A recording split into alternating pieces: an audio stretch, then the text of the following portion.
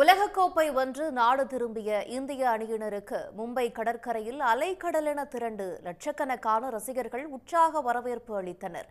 America மற்றும் மேற்கிந்திய தீவுகளில் நடைபெற்ற 20 ஓவர் உலகக்கோப்பை தொடரில் ரோஹித் சர்மா தலைமையிலான இந்திய அணி இறுதிப் போட்டியில் தென்னாப்பிரிக்காவை வீழ்த்தி சாம்பியன் பட்டம் வென்றது. கரீபியன் தீவுகளில் இருந்து சிறப்பு விமானம் மூலம் நாடு திரும்பிய இந்திய வீரர்கள் டெல்லியில் பிரதமர் மோடியை சந்தித்தனர். பின்னர் மும்பையில் பிரம்மாண்ட வாகன பேரணி மற்றும் மும்பை வான்கடை மைதானத்தில் வெற்றி விழா கொண்டாட்டங்களுக்கு ஏற்பாடு செய்யப்பட்டிருந்தது. உலகக்கோப்பையுடன் மும்பை விமான நிலையம் வந்திறங்கிய இந்திய வீரர்களுக்கு உற்சாக வரவேற்பு அளிக்கப்பட்டது.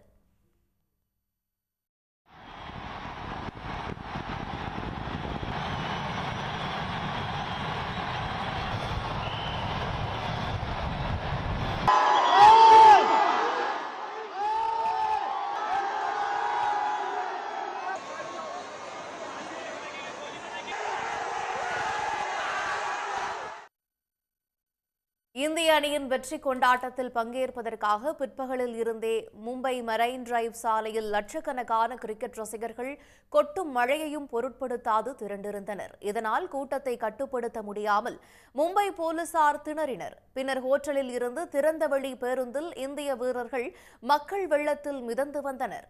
அப்போது சாலையின் இருபுறமும் திரண்டிருந்த ரசிகர்கள் இந்தியா இந்தியா என முழக்கங்களை எழுப்பி மகிழ்ச்சியை வெளிப்படுத்தினர்.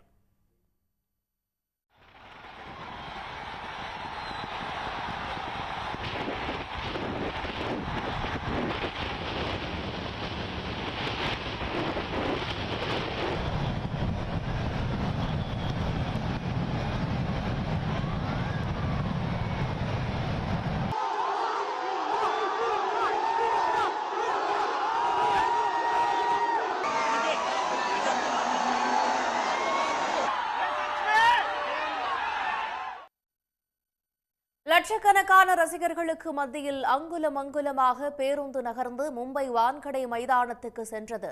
அங்கு மாலையில் இருந்தே ஆயிரக்கணக்கான ரசிகர்கள் இந்திய அணியின் வருகைக்காக ஆர்வத்துடன் காத்திருந்தனர். ரசிகர்கள் முண்டியடித்துக் கொண்டு மைதானத்திற்குள் நுழைய முயன்றதால் தள்ளுமுள்ளு ஏற்பட்டது.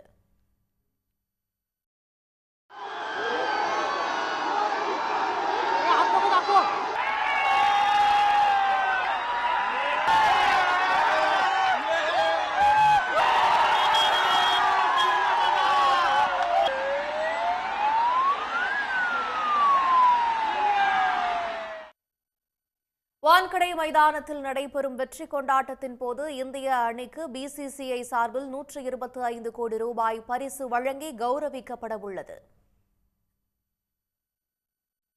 உடனுக்குடன் செய்திகளை தெரிந்து கொள்ள சன் நியூஸ் பெல் ஐகானை கிளிக் பண்ணுங்க.